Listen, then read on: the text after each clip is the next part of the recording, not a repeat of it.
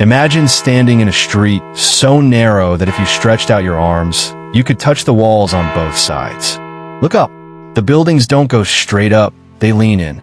The second floor hangs over the first, the third over the second, until the rooftops almost touch, blocking out the sky. The air is thick, heavier than anything you've ever breathed. It tastes of coal smoke, unwashed bodies, and rotting garbage. It is August 1666. You are standing in the heart of London. It is a city of wood, pitch, and straw. A city that has just survived an apocalypse of disease, unaware that in a matter of days, it is going to burn to the ground. Welcome to the Lost City. The London we know today, of stone, glass, and wide avenues, does not exist yet. This is medieval London, a claustrophobic labyrinth of 400,000 people packed inside ancient Roman walls. Today, we are going to take a walk through these streets just moments before history changes forever. We're going to reconstruct the sensory overload of daily life, the deafening noise, the overwhelming smells, and the lingering shadow of the Great Plague. We will see why this city was a perfect tinderbox waiting for a spark. If you enjoy immersive history, make sure to like this video and subscribe. Now, let's step back into the heat of 1666. Understand why the Great Fire was inevitable. You have to understand the architecture. London was a forest of timber. Walk with me down Cheapside. It's the city's main artery, but main is a relative term. Most streets are essentially alleyways. The houses are built using a technique called jettying. To maximize space in a city bursting at the seams, builders extended the upper floors outward. This created tunnel-like streets where sunlight rarely hit the ground. But more dangerously, it meant that a fire starting in a house on the left could easily leap across the narrow gap to a house on the right. Look at the walls. They are timber-framed, filled with wattle and daub, a mixture of mud, straw, and dung, and often coated in pitch to keep the rain out. Pitch is highly flammable. Essentially, Londoners were living inside kindling. Inside, the situation is even darker. Most ordinary people live in cramped wooden rooms above their workshops. There is no electricity, obviously. Light comes from tallow candles made of animal fat or rushlights. Every home has a hearth for cooking and heating.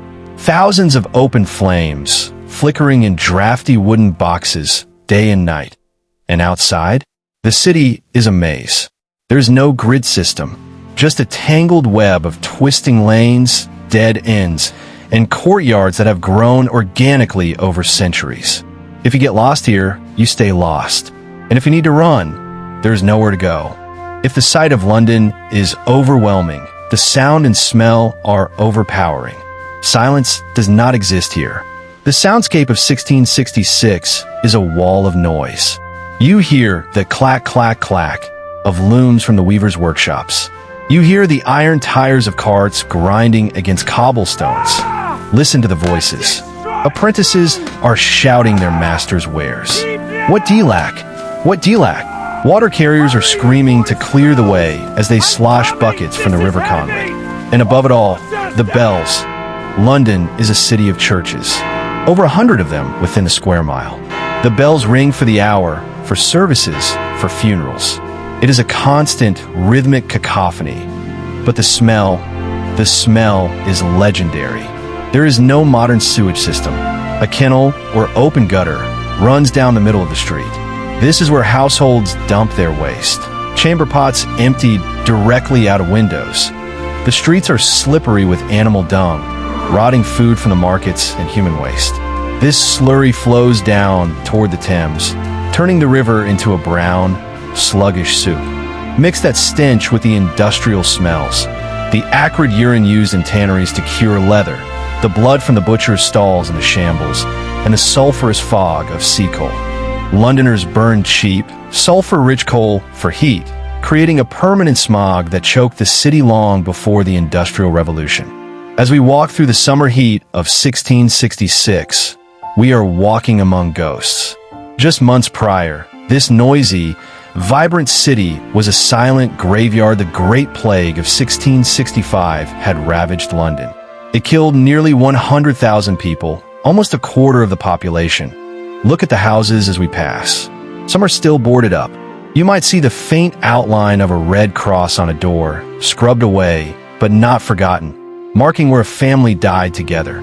The famous diarist Samuel Pepys, who lived through this, wrote about the eerie silence of the streets just a year prior. But now, in 1666, the king, Charles II, has returned to Whitehall. The court is back. The wealthy merchants who fled to the countryside have returned. There is a psychological tension in the air, a live-for-today energy. The survivors are desperate to return to normalcy, to make money, to drink in the taverns. The population is rebounding, filling those empty spaces back up. But the danger hasn't passed. The summer of 1666 has been unusually hot. A drought has gripped the city. The wooden timbers of the houses, already old and dry, have been baked brittle by the sun. The water levels in the Thames are low. The city is thirsty. It is the evening of Saturday, September 1st, 1666. The wind is picking up, blowing from the east. A strong, dry gale that lets stop outside a bakery on Pudding Lane. Inside, the king's baker, Thomas Fariner, is finishing his work for the day. He rakes the coals in his oven, thinking he has extinguished the fire. He goes upstairs to sleep, but downstairs a single spark survives. It finds a pile of brushwood near the oven. In any other city, in any other year, this would be a minor accident. A bucket of water, a stomp of a boot, and it's over. But this is London. This is the wooden labyrinth. This is the drought. The spark becomes a flame. The flame becomes a fire. And by the early hours of Sunday morning, the bakery is ablaze. The neighbors hesitate. The Lord Mayor is called, and he famously dismisses the fire, saying a woman might piss it out. He goes back to bed. He was wrong. What followed over the next 4 days would wipe this medieval world off the map. The sensory overload we just experienced, the smells, the jettying houses, the Gothic skyline, would be reduced to ash. 13,000 houses, 87 churches, and St. Paul's Cathedral would vanish. The London we see today is built on top of the ruins of the city we just walked through. If you want to see exactly how the fire spread and how the city was rebuilt, let me know in the comments below, and we'll do a part 2. Don't forget to hit that like button if you learned something new, and subscribe for more history brought to life. Thanks for watching.